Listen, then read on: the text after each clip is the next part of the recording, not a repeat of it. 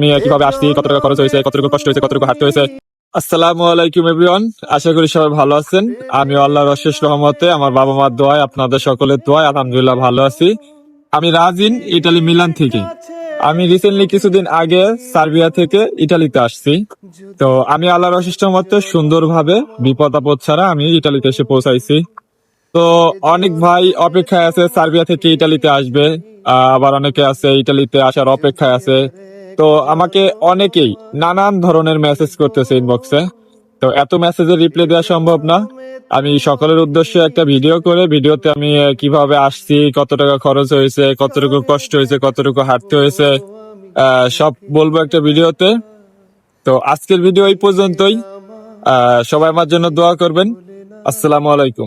এমন করে বুকে জ্বলছে আগুন, সইতে আমি আর পারি